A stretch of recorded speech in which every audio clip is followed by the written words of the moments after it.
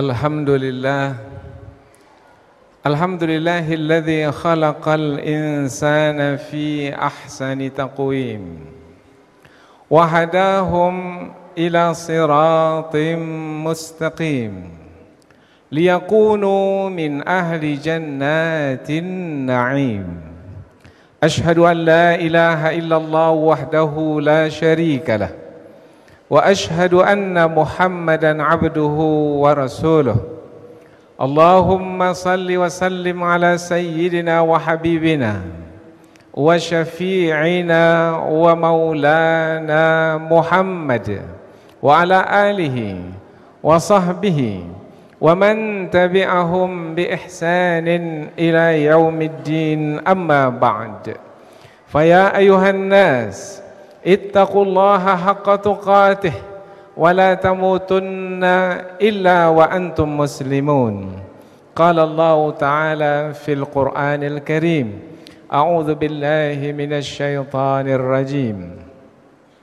Subhanalladzi asra bi'abdihi laylan minal masjidil harami ilal masjidil aqsa ilal masjidil aqsa alladzi barakna hawlahu linuriyahu min ayatina innahu huwas sami'ul basir.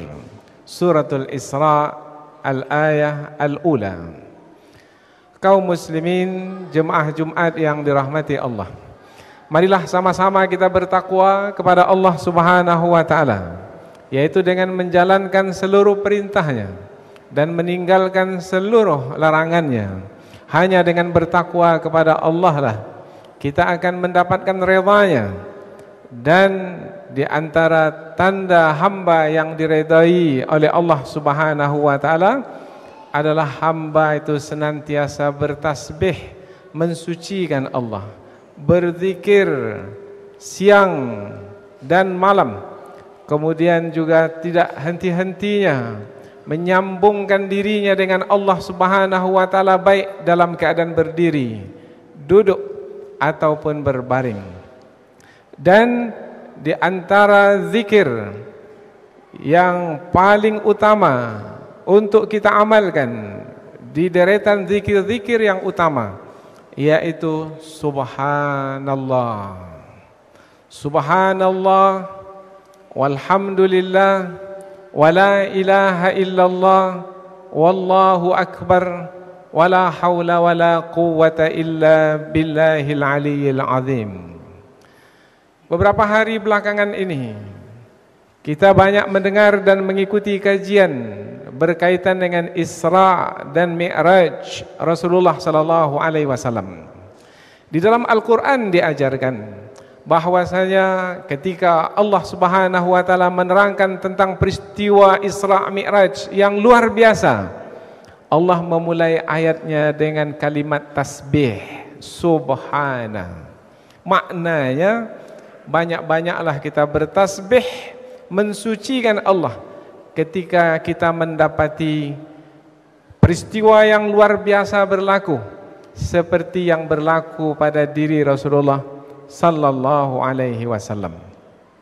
Kaum muslimin, jemaah Jumat yang dirahmati Allah, tasbih yaitu perkataan subhanallah adalah menjauhkan sifat kurang dari Allah Subhanahu wa ta'ala. Artinya Allah tidak memiliki sifat kurang.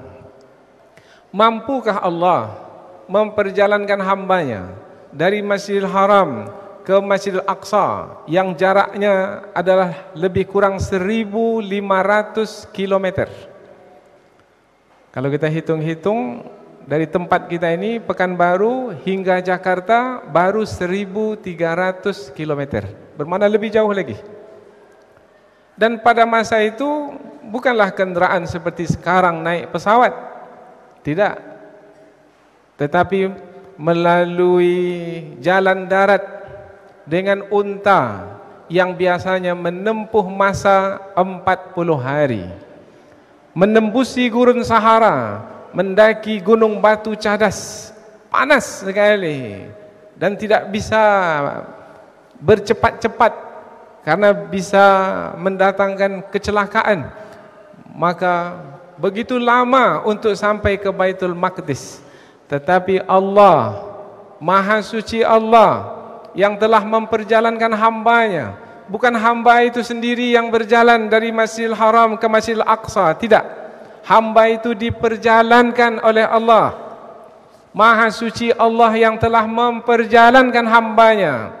Maka apabila Allah yang memperjalankan Rasulullah dari Masjidil Haram ke Masjidil Aqsa, meskipun jaraknya begitu jauh, tetapi mampukah Allah? Sebenarnya kata mampu ini tak sesuai untuk Allah.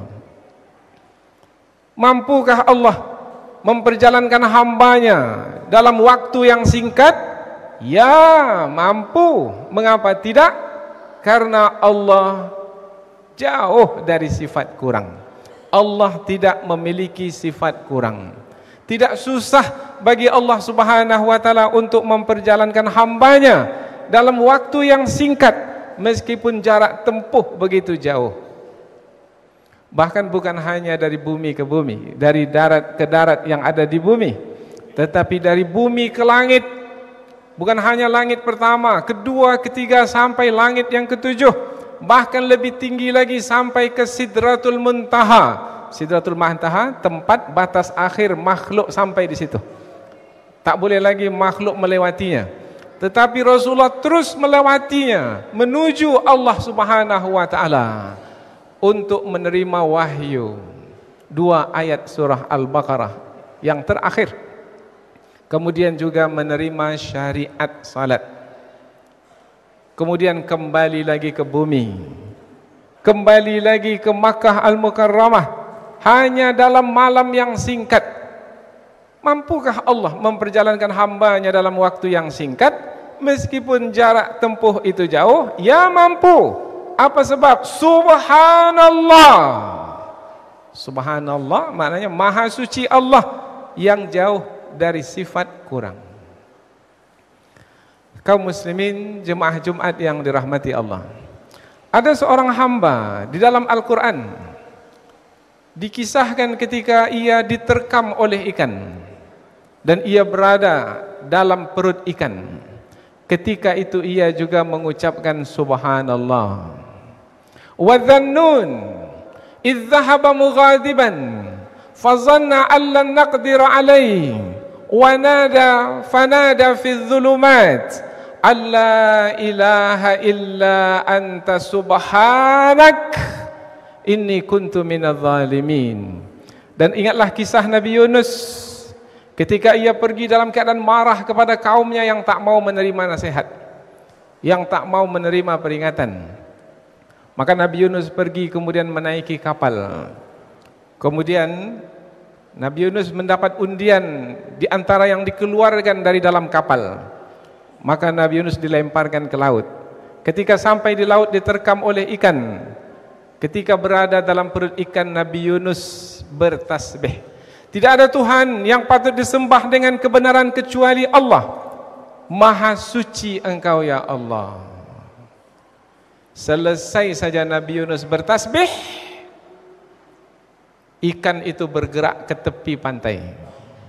Falaula annahu kana minal musabbihin. Kalau tidaklah Nabi Yunus itu termasuk ke dalam golongan orang-orang yang bertasbih, lalabitha fi batnihi ila yaumi yub'atsun. Niscaya dia akan tetap dalam perut ikan itu sampai hari berbangkit.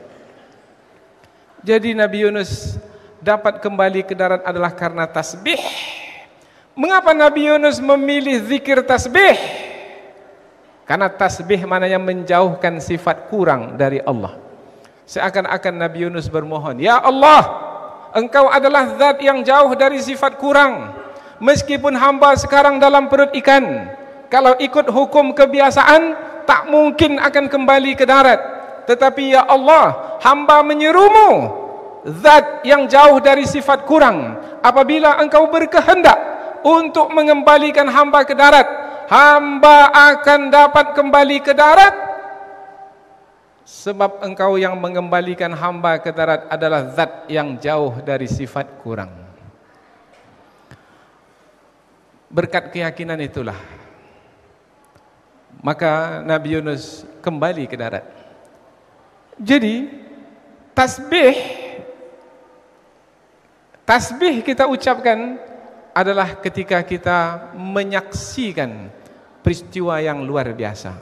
Peristiwa Isra dan Mi'raj, peristiwa yang luar biasa. Subhanalladzi asra bi 'abdihi laila.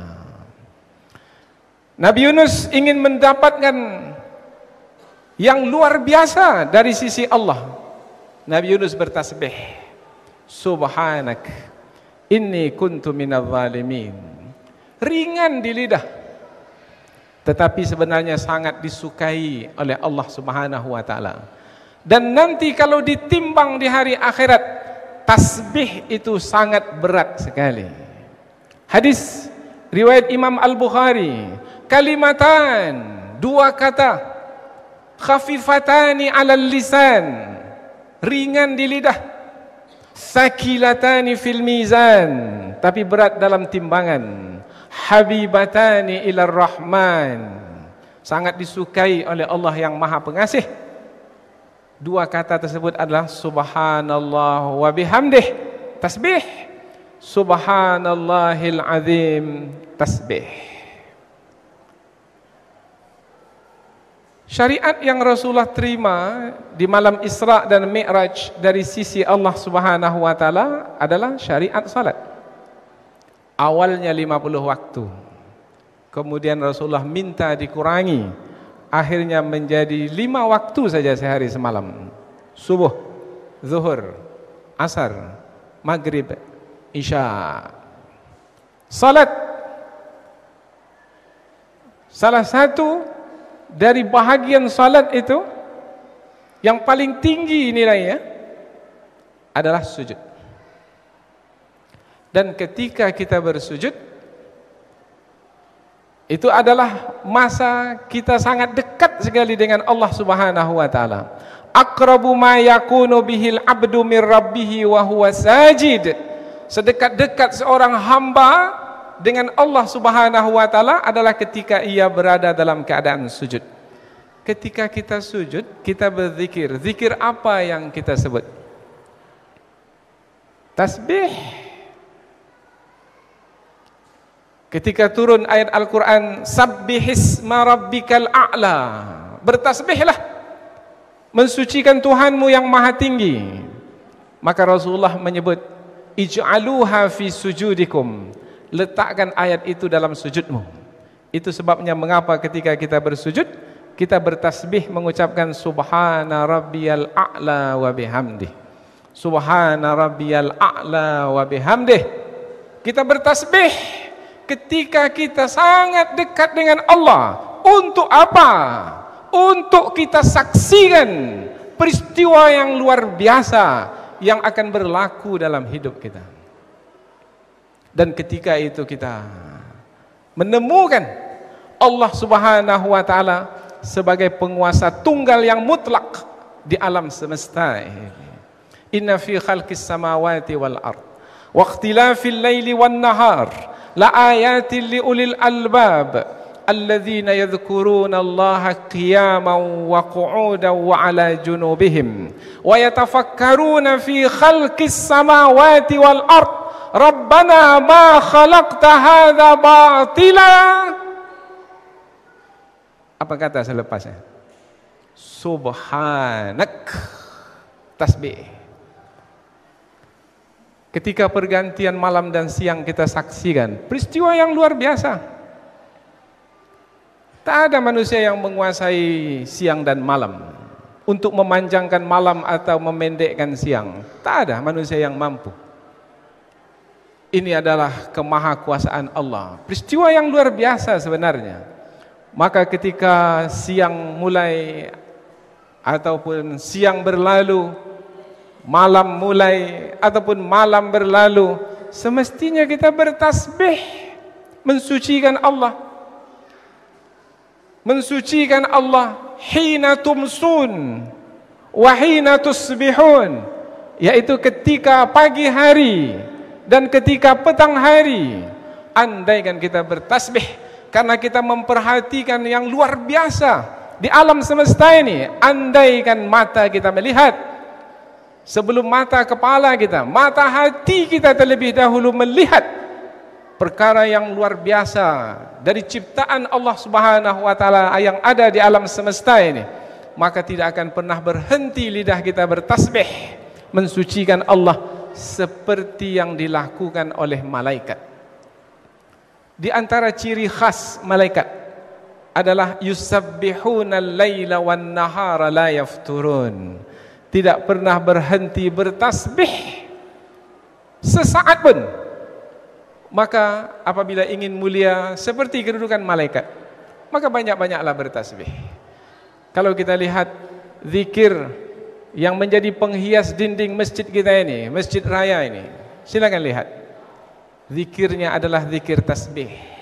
Subhanallah, subhanallah, subhanallah. Dalam hadis riwayat Imam An-Nasai, ada seorang sahabiat yang bernama Juwairiyah radhiyallahu anha. Rasulullah mendengar Juwairiyah itu berzikir, kemudian Rasulullah mengajarkan kepadanya zikir yang terbaik untuknya. 4 zikir yang diajarkan oleh Rasulullah kepadanya, keempat-empatnya dimulai dengan tasbih. Subhanallah, Maha suci Allah Subhanahu wa taala. Subhanallah, Maha suci Allah. Subhanallah, Maha suci Allah. Subhanallah, Maha suci Allah. Maka orang yang memahami tentang tasbih ini tak ingin berhenti dari bertasbih. Maka kita lihat lidahnya terus bergerak basah berzikir, zikir tasbih. Tangannya pun juga bergerak. Bahkan ada alat untuk bertasbih, namanya tasbih. Bergerak di antara jari-jarinya, karena tidak ingin ia berhenti dari bertasbih mensucikan Allah. Para malaikat menyebut bahwasanya mereka adalah yang sepatutnya tinggal di muka bumi, bukan manusia yang akan diciptakan. Nahnu nusabbihu bihamdika wa nuqaddisu lak. Ya Allah, kami sajalah yang diturunkan di permukaan bumi untuk menjadi khalifah di atasnya, karena kami bertasbih memujimu. Tetapi Allah menjawab, inni a'lamu ma la ta'lamun. Aku lebih mengetahui apa yang tidak kamu ketahui. Panjang pembahasan tasbih ini. Namun dalam masa-masa seperti sekarang ini, inilah waktu atau peluang yang tepat untuk mengkaji tentang zikir tasbih ini lebih dalam, khususnya ketika kita mendengar ada peristiwa yang luar biasa berlaku, seperti peristiwa yang terjadi pada diri Rasulullah, yaitu peristiwa Isra dan Mi'raj. Peristiwa yang luar biasa. Kita akan menyebutnya Subhanallah. Barakallahu li wa lakum fil Qur'anil Karim, wa nafa'ani wa iyyakum bima fihi minal ayati wa dzikril hakim, wa taqabbal minni wa minkum tilawatah, innahu huwal ghafurur rahim, wa qur rabbighfir warham wa anta khairur rahimin. Allahumma salli ala sayyidina Muhammad wa sallim wa radiyallahu tabaraka wa ta'ala an kulli sahabati rasulillahi ajma'in. Alhamdulillah, alhamdulillahilladzi khalaqal insana fi ahsani taqwim, alladzi faddalana ala kathirin min ibadihi almu'minin, wa waqana min syarri a'daihi alkafirin wal munafiqin, liyaj'alana min warathati jannatin na'im. Ashhadu an la ilaha illallah wahdahu la syarika lah, wa ashhadu anna Muhammadan abduhu wa rasuluh. Allahumma salli wa sallim ala sayyidina Muhammad wa ala alihi wa sahbihi wa man tabi'ahum bi ihsanin ila yaumiddin, amma ba'd. Fa ya ayuhan nas ittaqullah innallaha khabirum bima ta'malun.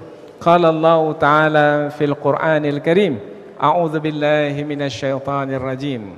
Fasubhanalladzi biyadihi malakutu kulli syai'in wa ilaihi turja'un. Ayat terakhir dari surah Yasin. Maha suci Allah Subhanahu wa taala, yang di tangannya segala kerajaan, dan semuanya, kamu semuanya akan dikembalikan kepadanya. Apabila langit dan bumi ini hancur binasa dengan kiamat, manusia juga tertimbun di dalam bumi, kemudian manusia kembali dibangkitkan.